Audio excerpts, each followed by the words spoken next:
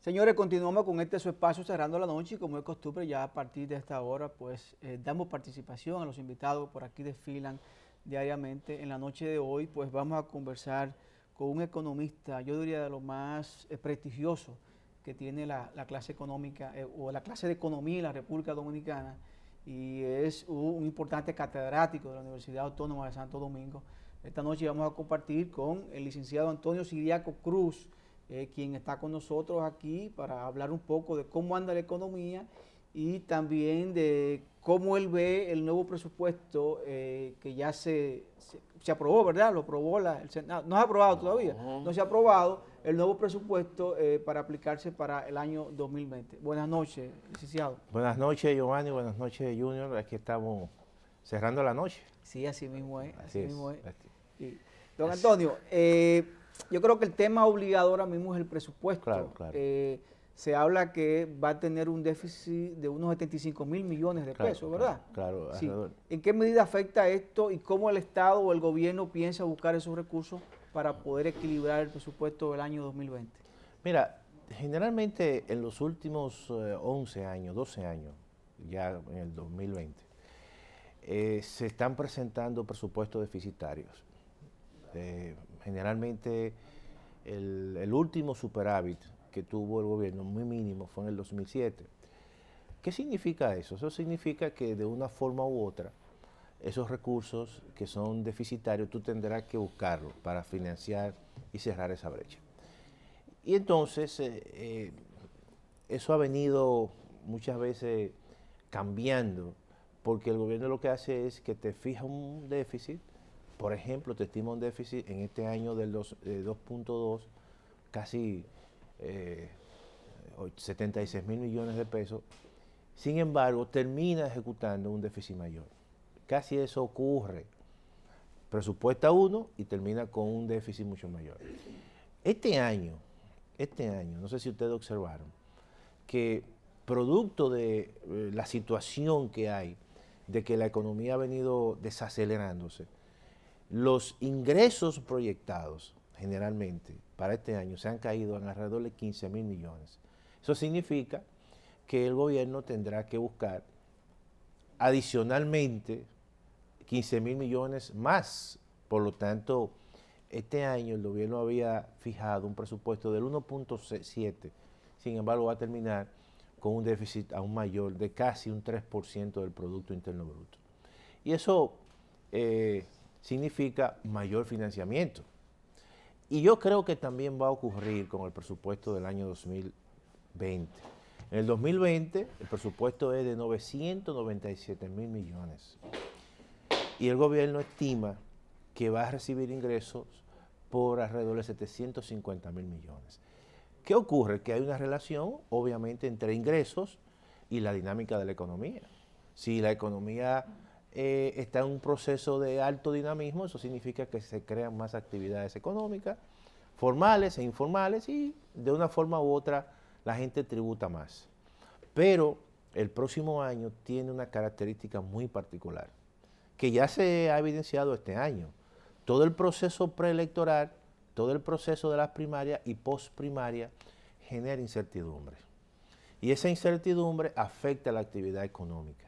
Y para el próximo año estamos hablando de 2 actividades y 2 elecciones y posiblemente una segunda vuelta. Siempre eso está dentro de las posibilidades, ¿no? En términos políticos. En el mes de febrero se celebran las elecciones de carácter municipales y en el mes de mayo las elecciones presidenciales y congresuales. ¿Qué significa eso? Que todo el próximo año también va a ser un año donde verdaderamente el proceso eleccionario, y dependiendo de cómo las cosas se configuren post primaria, la economía seguirá siendo afectada. Pero también hay otro elemento importante, y es que, no sé si ustedes vieron el discurso inaugural de la directora ejecutiva del Fondo Monetario Internacional. Dijo que el 90% de las actividades en el mundo se han ralentizado. Eso significa que la economía va a crecer menos. Y todo eso hace que los ingresos tributarios del próximo año proyectados quizás no sean los esperado. Pero hay otro elemento que se le ha puesto poca importancia. El gobierno estima recaudar impuestos aplicando, en una parte importante, aplicando impuestos a las plataformas tecnológicas, a Netflix, a Airbnb, a Spotify, y eso generalmente es un tanto muy poroso. ¿Por qué? Porque cuando tú te inscribes en Netflix y tú lo haces en tu computadora, tú le estás pagando a una empresa que no tiene residencia en la República Dominicana, que tiene residencia en Estados Unidos, podrá estar en Irlanda. Lo paga con tarjeta de crédito. Y entonces tú le pagas con tarjeta de crédito. ¿Qué significa eso? Que quien va a pagar el impuesto no es la empresa, eres tú. Eres tú, así mismo. ¿Y a quién se la van a cargar? A la tarjeta de crédito. Porque esa es la residencia, ese es a quien le pertenece el sujeto obligado que está en el país. Pero la mayoría de los impuestos termina siendo así, no importa la modalidad. No, Las empresas son agentes de retención, pero al final tú pagas los impuestos. No, porque al final hay impuestos que son directos. Claro. Directos a las empresas. Y muchas veces se torna un tanto difícil, por ejemplo, cuando son impuestos, no sé, a las utilidades. El anticipo a las utilidades, el anticipo a la empresa, los activos fijos claro. a la empresa. Esos son a sus utilidades, como Claro. lo menciona, pero los demás impuestos usualmente son agentes de retención, termina siendo el consumidor final que lo paga. No, pero eso es cierto, eso cuando son impuestos indirectos, y en este caso va a ser así. En este caso, porque estamos hablando de dos impuestos, ellos dicen en el presupuesto o se va a aplicar el ITEVIS o se va a aplicar el 10% al consumo, al selectivo al consumo. Al final, todavía eso no está muy claro, pero verdaderamente está escrito en el presupuesto del año 2020. Todo eso, y yo creo que es un error, fijar impuestos para fines de recaudarlo en un año electoral, y más ese tipo de impuestos que no están bastante claros. Eso significa que esos ingresos que tú has estimado no son realmente el gobierno tendrá dificultad para recaudar el monto que ha estimado. Entonces yo creo que el déficit que se ha proyectado para el año 2020 va a ser mucho mayor. ¿Qué significa eso? Bueno, que tú tendrás que financiar eso. El presupuesto habla del 2020 de que para financiar ese déficit hay necesidades de financiamiento para cubrir el déficit más amortizar deudas anteriores, alrededor de 4.100 millones de dólares. Dentro de esos 4.100 millones de dólares hay 2.000 millones en bonos soberanos y alrededor de 1.800 millones de dólares para bonos internos. Y el resto ya es un financiamiento a través de la banca multilateral, bancos comerciales, ese tipo de cosas. Pero obviamente que el presupuesto del año 2020 sigue pautando todo un proceso importante de endeudamiento. Cuando tú observas en el presupuesto del próximo año el peso de los intereses, estamos hablando de que los intereses representan casi el 23% de los ingresos que el gobierno ha estimado, de los 750.000 millones. ¿Qué significa eso? Porque la gente tiene que entender, mira, el endeudamiento de por sí, y eso lo hemos nosotros explicado aquí, no es dañino, eso es verdad.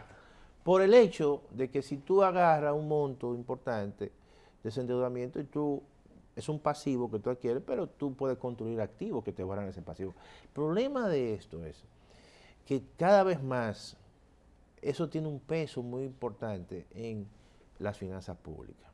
Entonces, todos esos ingresos que tú estimas recibir, cada vez más tú tienes que dedicarlo al pago de intereses, por lo tanto, eso te quita capacidad para hacer políticas públicas de inversión. Y como tú tienes una estructura de gastos fijos, nómina, que están ahí, entonces el margen que le queda al gobierno para hacer políticas públicas de desarrollo es muy mínimo. Y eso es un problema. Antonio, efectivamente, entonces, ¿a cuánto tú estimas que va a ascender realmente el presupuesto nacional? Porque sabemos una estimación, yo creo que eso es una estimación, los 997.000 es una estimación. Todos los presupuestos son estimación, por eso es el concepto de un presupuesto. Una estimación. Son estimaciones, pero generalmente, mira este año, y es lo que yo considero. Este año, por ejemplo, el gobierno tiene que buscar 15.000 millones adicionales.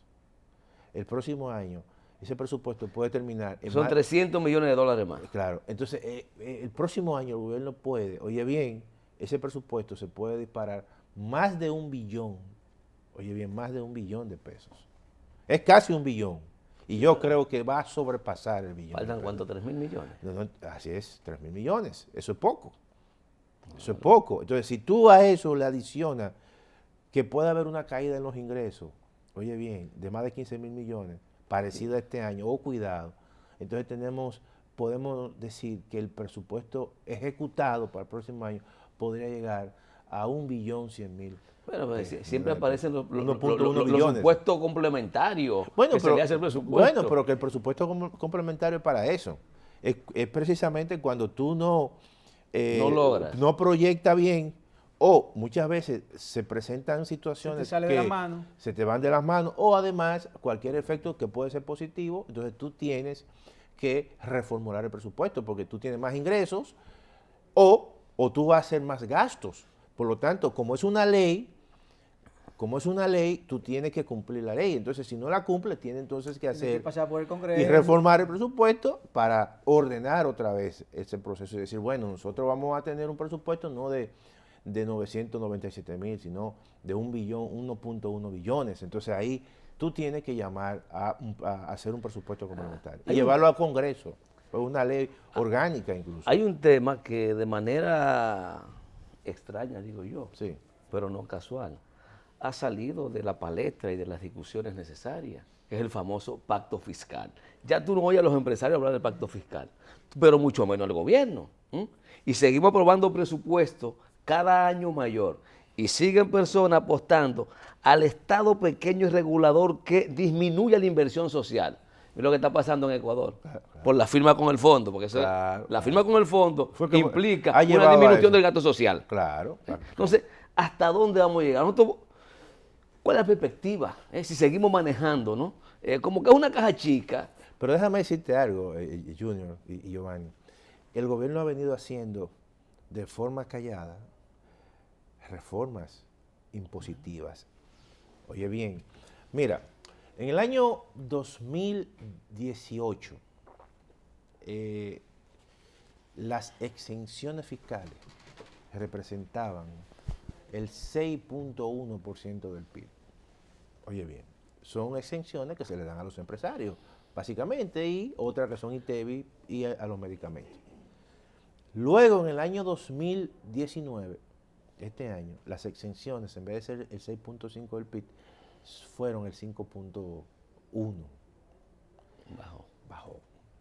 ¿Qué significa eso? Que el gobierno recibió más ingresos, otorgó menos exenciones y entonces muchos sectores que antes recibían exenciones se la quitaron y entonces...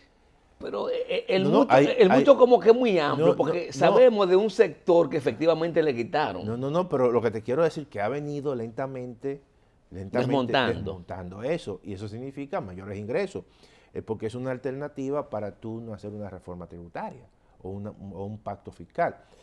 El próximo año, en el presupuesto de 2020, las exenciones representan ya el 4 puntos y algo.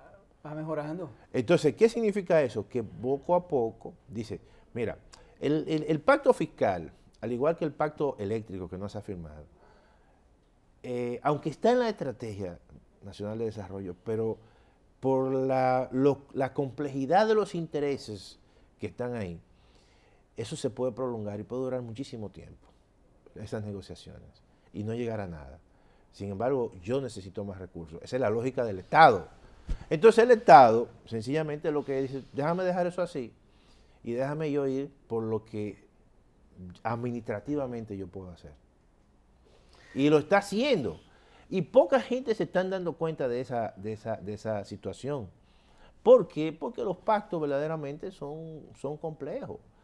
O sea, los pactos, y más cuando el pacto más complejo que debe tener este proceso en los últimos años es el pacto fiscal, por la complejidad, porque al final todo el mundo está defendiendo sus como dicen, su pastel y sus intereses. O sea, tú eres un sector que representa al empresariado, el otro es un sector que representa al trabajador, el otro es un sector que representa a la sociedad civil, a los ciudadanos, a los consumidores, y entonces nadie quiere de una forma u otra ceder, porque al final, y el mismo Estado, déjame decirte, el Estado también se hace de la vista gorda.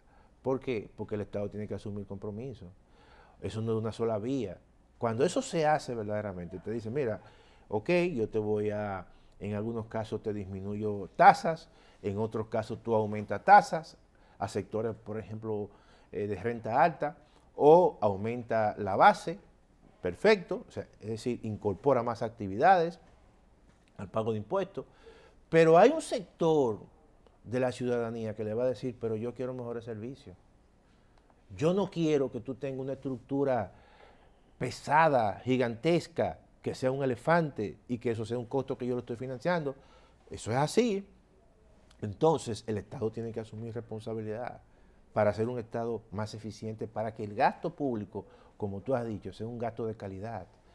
Todo eso son procesos sociales y arreglos sociales que hay que hacerlo. Y hay compromiso, porque o tú crees que realmente el 4% fue algo que el Estado quiso. No, fue un La compromiso. sociedad Fue la obligó. sociedad, lo obligó, Compromiso. porque esa ley que fue cuando incluso... Hipólito. No, cuando Leonel en el primer periodo. en el 97, y nunca se cumplió. implementó. Entonces, fue un sector importante de la sociedad. Que salió se por empoderó, meses, claro, por meses a empoderó. Y entonces, porque así es. Oye, los avances en la sociedad, eso es sobre la base de lucha. La gente cree que las cosas son gratuitas en una sociedad. Tú me corriges, No es así. Siriaco, pero en la definición del pacto fiscal, a mí me parece que está centrado también el modelo de sociedad que queremos construir. Mira, Junior, yo siempre he dicho que nosotros debemos de, antes de hablar de un pacto fiscal, debemos de hablar de un contrato social. La redefinición. Claro, porque yo creo que es una oportunidad que tenemos nosotros para revisar la sociedad dominicana y decir cuál es el Estado que nosotros queremos. Porque al final, tú puedes tener un Estado que gaste mucho, pero que gaste bien. Y eso es un anhelo y puede ser un arreglo de la sociedad. Yo puedo decir, mira, yo estoy en disposición de pagar Mis impuestos. Sin ningún problema. Sin ningún problema. Sí. Ahora, yo quiero que tú te comprometas a que esos servicios de educación sean de calidad o se hace un esfuerzo y salud. Entonces, si eso se lleva a cabo y se cumple, así es que la sociedad da un salto. Entonces estamos en la definición del rol del Estado. Claro. El Estado no puede ser solo un simple facilitador, un simple mediador.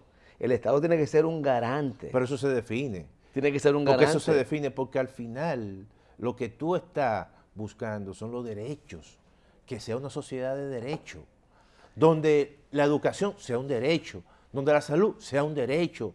¿Y quién va a garantizar Pero eso? El Estado. No hay forma de garantizar esos derechos si el Estado no tiene capacidad, si no es un Estado fuerte institucionalmente, no solo con capacidad recaudatoria, Sino institucional. Institucional. Claro. Y yo creo que también productiva, porque No. si no es víctima de los poderes económicos. Pero está bien. Yo creo, porque eso se define.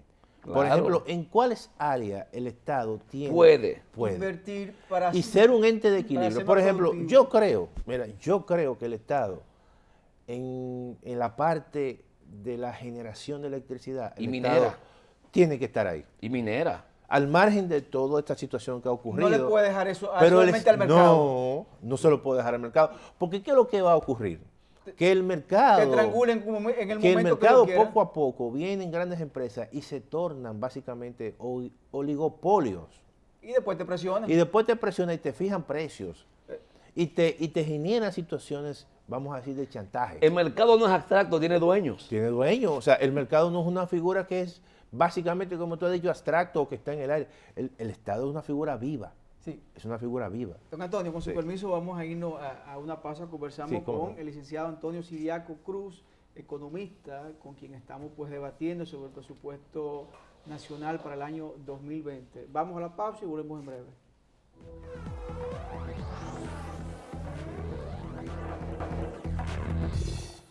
Señores, de vuelta con esta interesante entrevista con el licenciado Antonio Siriaco Cruz, economista, catedrático de la Universidad Autónoma de Santo Domingo.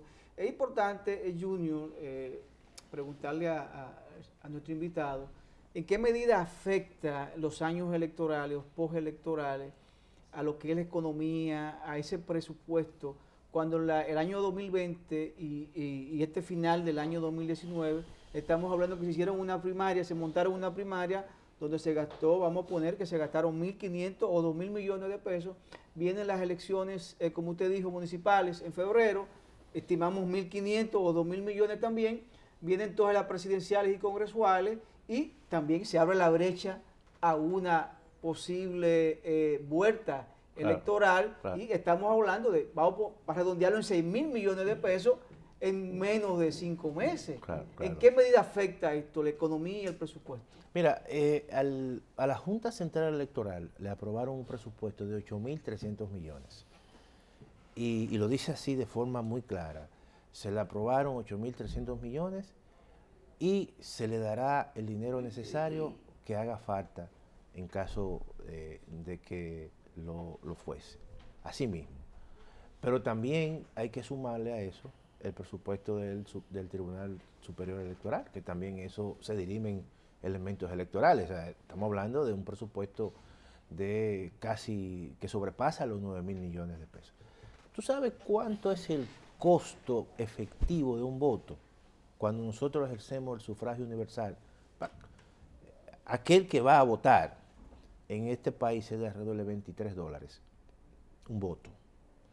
Cuando tú lo comparas, por ejemplo, las elecciones de México, el costo efectivo del voto del elector fueron $16.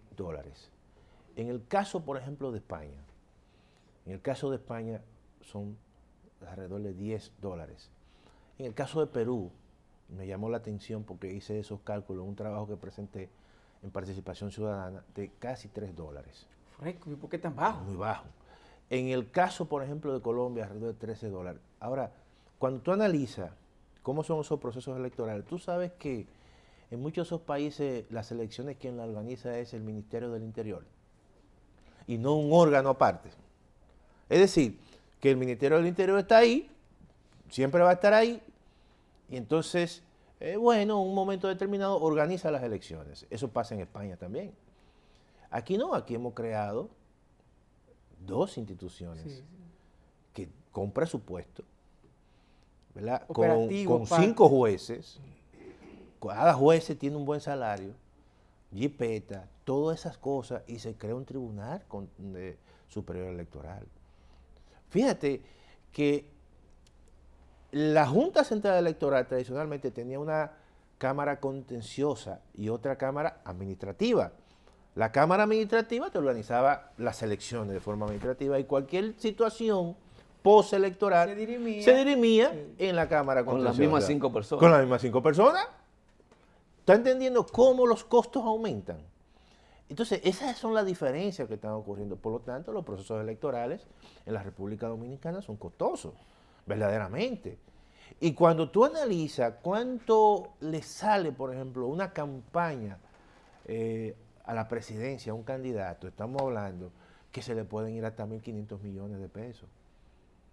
Por lo tanto, hay un elemento que pesa mucho en los procesos electorales. Ahora, yo hice un análisis precisamente en esa presentación, desde el año 1991, incluyendo las elecciones del 94, la del 96, 98, 2000. ¿No incluía 98? No.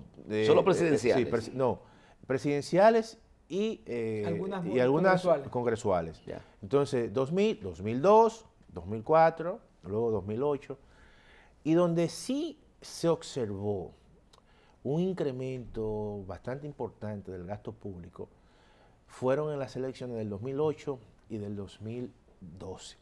2012 fue un desborde extraordinario. En 2016 no se vio esa...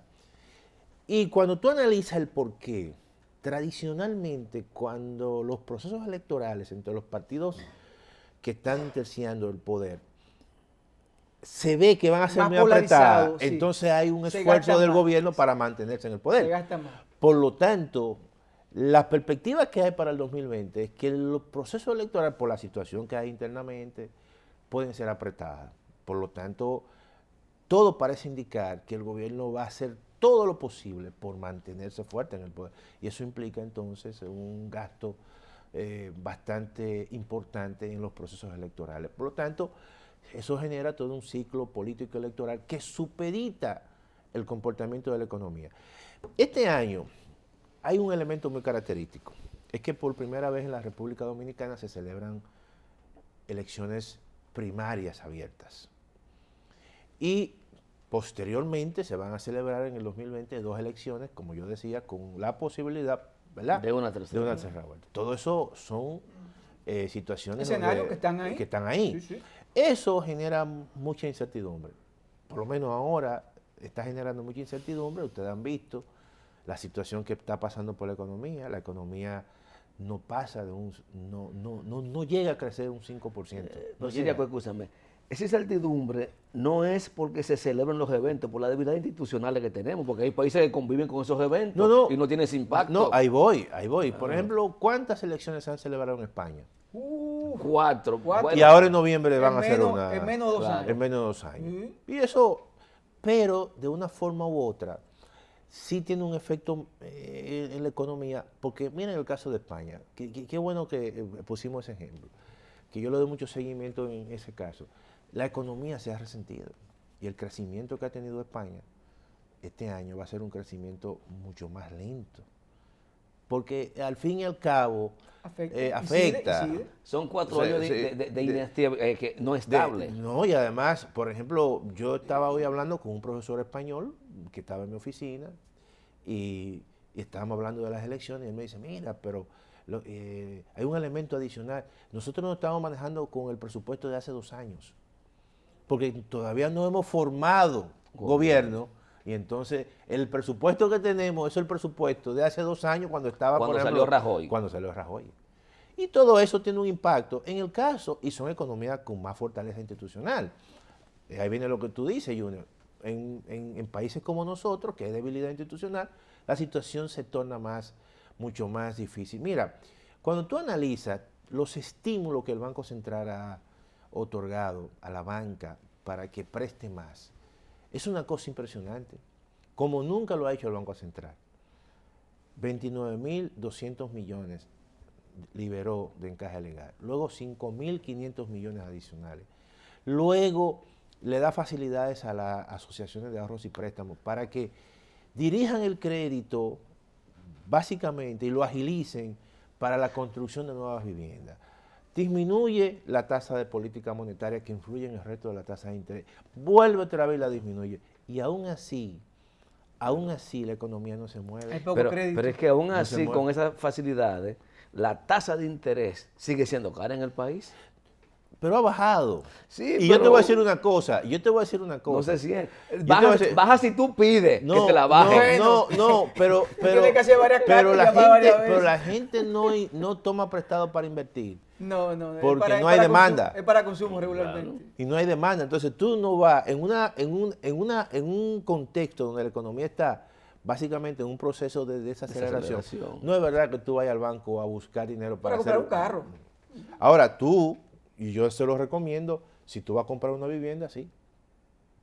En estos tiempos es mejor comprar y no vender. Por ejemplo, el mejor momento para aquel que no tiene apartamento es ahora.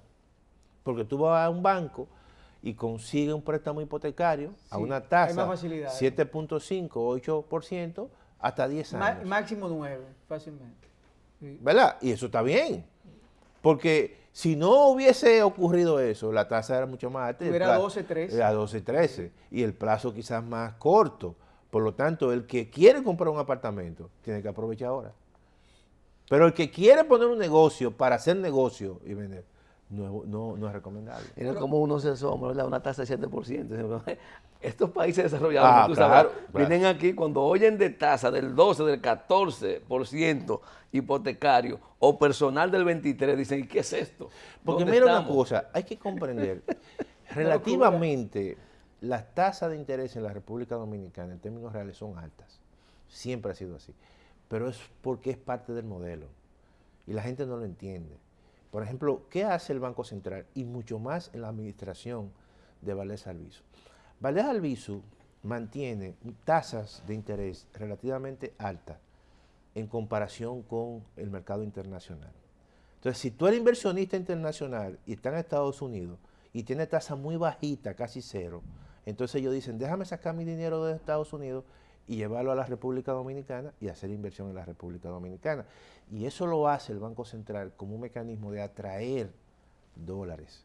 Entonces lo que hace es que sacrifica internamente al inversionista o al consumidor nacional para favorecer obviamente al inversionista internacional. ¿Competencia desleal? No de leal, yo creo eso que es una forma de atraer mercado. de atraer dólares. No, porque ¿sabes qué? En Eso algunas ocasiones claro, el Banco claro, Central, claro. captando recursos, tiene tasa más alta que la banca nacional. Entonces, eso es para aquel que quiera hacer negocio, que tenga un diferencial y traiga su dinero, lo invierte en certificado, toda esa parte. Antonio, antes de terminar la entrevista, ya que hablamos de préstamo, y hay algo que me preocupa mucho, y es que los bancos comerciales y las asociaciones, como que cada quien tiene su política a la hora de ponerle mora a los préstamos, claro, a la hora de algunos intereses porque tú no pagaste a tiempo. Hay cierto, como que cada banco tiene su propia política, o eso se puede regular a través de la banca comercial, a través de la superintendencia de bancos, o cada quien lo puede hacer a su libre albedrío. No, eso está regulado, Por ejemplo, hay un banco, escúchame, que cuando tú te demoras te cobra, por ejemplo, 200 pesos por cada día. O 500 pesos por cada día. No, eso está regulado. Yo lo que creo, y fíjate, aquí una vez pasó eso con la tarjeta de crédito. Y las tarjetas de crédito, algunas incluso te ponían tasas muy altas. Y hubo una vez vamos a decir, una acción importante de Proconsumidor en ese sentido. Y te ponían a firmar incluso una cantidad de documentos en letra pequeñita que tú decías, bueno, ya está ahí. Y tú estabas firmando muchas veces situaciones en las cuales te aplicaban. Cuando tú te pasabas, estaba en mora, te cobraban tasas, intereses incluso muy leoninos, vamos a decir. Y cuando Proconsumidor entró en acción, entonces yo creo que se reguló. Y eso deben ser acciones de Proconsumidor conjuntamente con la superintendencia. Sí, pero yo creo que bajo del 90, del 72, se mantiene todavía por el 60. No, está como el 65, sí, por ahí. Eso es 5%. No, todavía la tasa más alta que hay. Es 5% mensual. O sea, la tasa más alta que hay en el mercado es cuando tú usas la tarjeta de crédito, siempre y cuando tú hagas pagos mínimos, porque si tú paga normal, no hay problema, es tasa cero. Pago mínimo y retiro efectivo te mata. Claro. Bueno. Hay muchos muertos, ¿eh? Bueno, tú sabes que uno de los principales, de las principales deudas que tienen los hogares es con tarjeta de crédito. Claro. Sí. Bueno, gracias al economista Antonio Siraco Cruz por haber estado con nosotros y por habernos acompañado en este espacio. Así es. Señores, a ustedes, gracias por la sintonía. Este equipo encabezado por Junior Espinosa y un servidor, pues le decimos hasta mañana y feliz resto de la noche.